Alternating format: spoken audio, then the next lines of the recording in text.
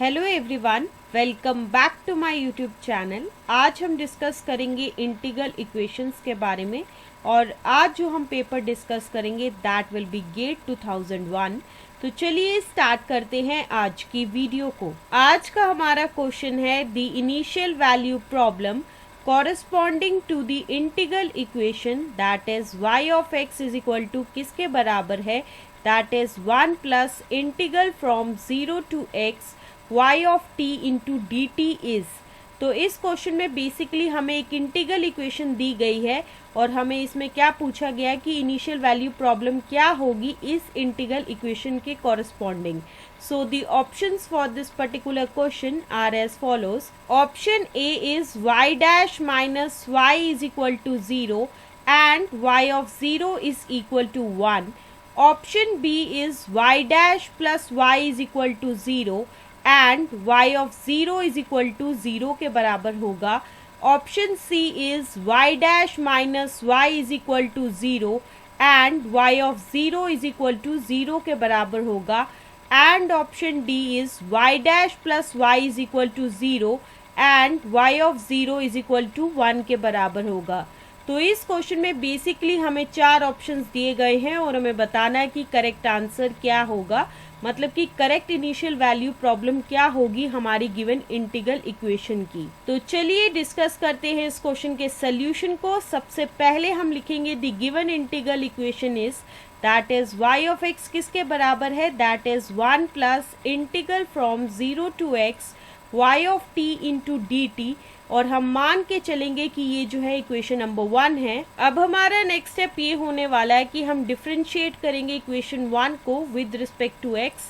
तो उससे हमें क्या मिलेगा, that is y dash of x किसके बराबर होगा, that is 0 plus integration from 0 to x del y by del x into dt plus y of x into dx by dx minus y of 0 into d of 0 divided by dx। अब आप ये सोचे होंगे कि ये चीज कहाँ से आई है, तो उसके लिए हमें एक रिजल्ट यूज किया है that is Lebanese rule of differentiation under integral equation. अब आप ये सोचे होंगे कि ये चीज क्या है। So the statement for that is let f of x comma t and del f by del x be continuous functions of x and t। तो इस केस में क्या है कि ये जो f है दैट इज जो कि किसका फंक्शन है, x और t का, और साथ ही साथ del f by del x जो है वो दोनों के दोनों क्या है, कॉन्टिन्यूस फंक्शंस है x और t के। और साथ ही साथ हम एक और चीज मान के चलेंगे कि जो फर्स्ट डेरिवेटिव है किसका, g ऑफ x का और साथ ही साथ h ऑफ x का, वो दोनों के दोनों क्या है, कॉन्टिन्यूस है। अगर ये सभी चीज हैं सो हमें यहाँ पे क्या मिलेगा, that is d by d x of integral from g of x to h of x that is of f of x comma t into d t. ये किसके बराबर होगा, that is integral from g of x to h of x del f by del x into d t plus f of x comma h of x into d h by d x minus f of x comma g x into d g by d x. So इस केस में हमने ये result use किया है तो इसी वजह से जो है ये चीज आई है। So which further implies that y dash of x जो है वो किसके बराबर होगा, y ऑफ x के बराबर होगा।